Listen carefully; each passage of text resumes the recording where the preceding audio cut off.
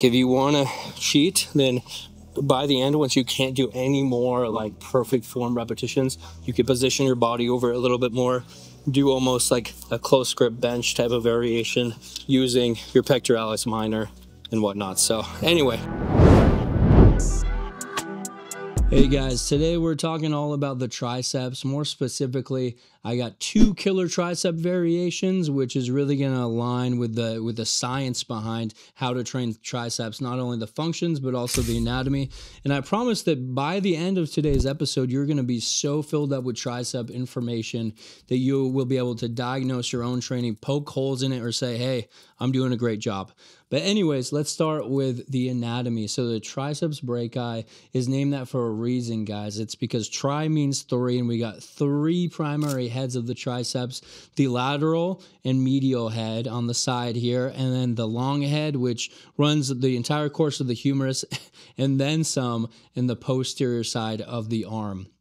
Now, I just like to break down what the name of the elbow joint is, which is the humeral ulnar joint. It is called the elbow joint, and it's a hinge joint, meaning it only is responsible for flexion and extension. And more specifically, the triceps is really all about extending the arm. So whenever we're extending it, you'll be able to feel it just by extending your humeral ulnar joint. You're actually going to be working your triceps in spades. But we can take it a step further by describing the origin and insertions of each of the heads. So for starters, all 3 of the heads actually insert on the olecranon process of the ulna, one of these bones right in the lower arm, and 2 of them actually originate from the posterior side of the humerus, this long bone right here, whereas the actual long head of the triceps originates way back in the infraglenoid tubercle of the scapulae, so your shoulder blades.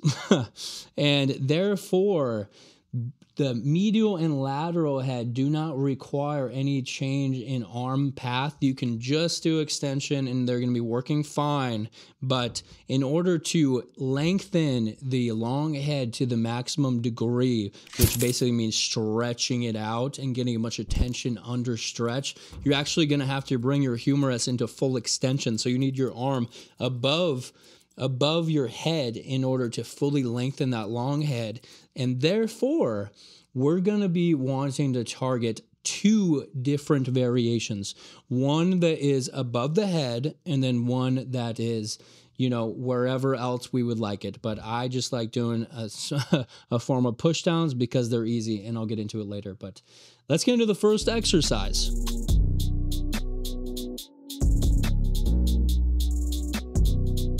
All right, so the reason why I'm picking this particular movement for our first exercise is because I really want to fatigue the long head before the medial and lateral head.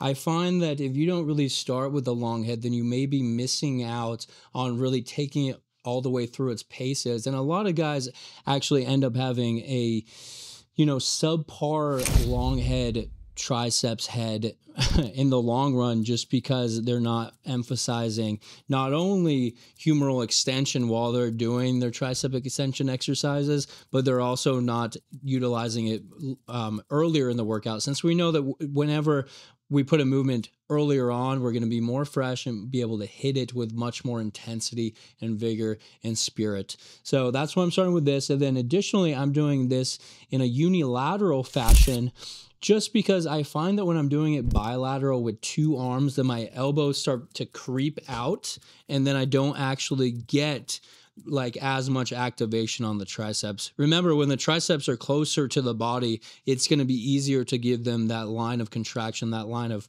push.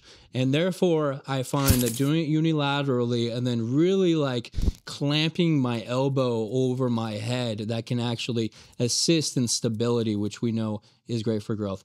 Let's get into it. So one of the reasons why I'm choosing to do a cable variation of this like long head emphasized tricep extension over a dumbbell variation is because with cables, it's much more slim and sleek.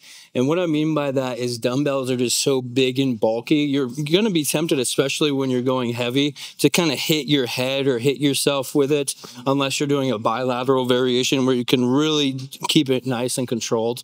But with a unilateral single arm variation, you're going to be a little bit more wibble wobbly just because you're only handling one side. So therefore, I like to have the cables, and I really like to keep my like elbow kind of locked onto my head as much as I can. And then I try and keep my core pretty stabilized, because the last thing we want is to be like all, you know, all over the place while we're doing the lift. We really want to be stable. And in fact, if you really want to take this to the next level, you could do it kneeling and then try and have some sort of something against your elbow in order to prevent swinging and just being, you know, uncoordinated in general. And to even take it a step further than that, you could actually include like a seat variation as well. But for today's demonstration, for today's exercise, I'm choosing to go the more simpler route, which requires less setup, since I think that most people are going to just be opting for this anyways.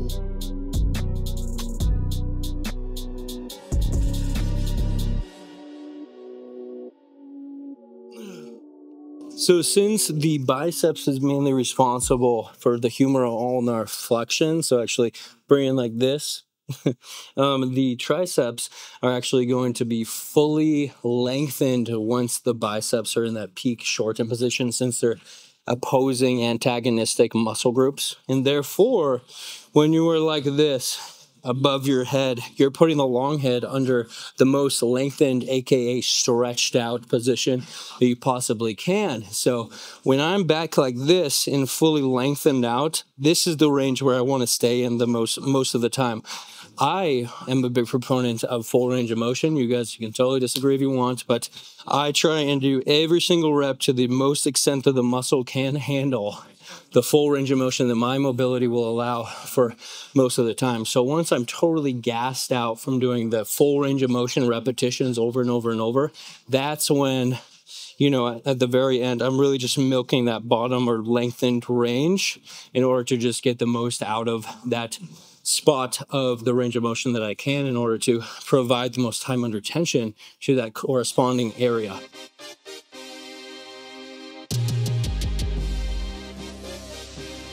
Our second exercise is everybody's favorite tricep exercise. I know it's not anything new, but sometimes having something new and novel doesn't actually add anything to the equation, and this is one of those moments.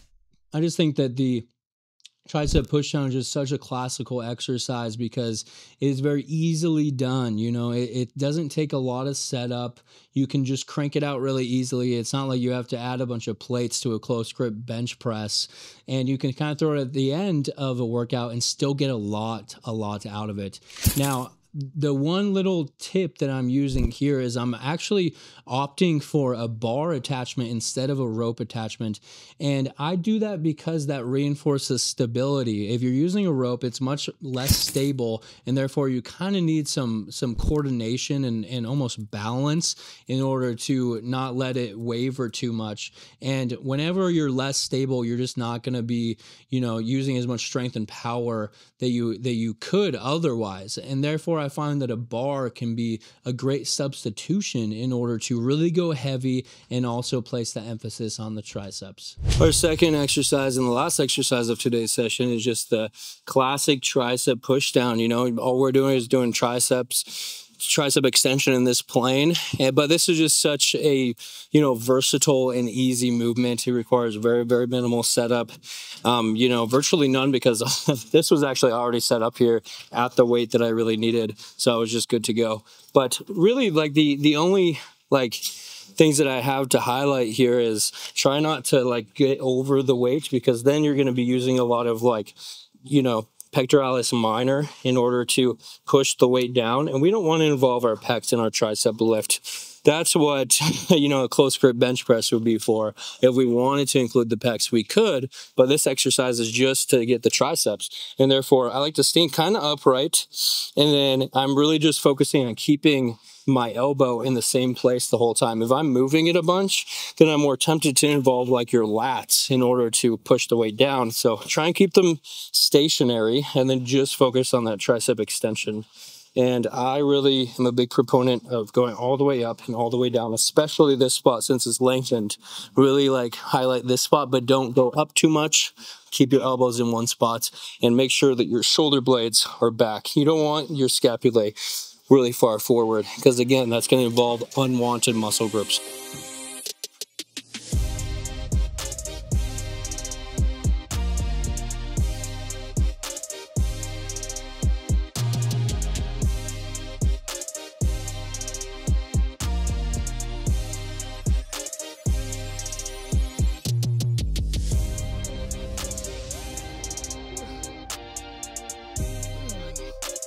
So this is one of those exercises where I really feel like it responds well to intensity techniques, and intensity techniques, in fact, actually work very well with it.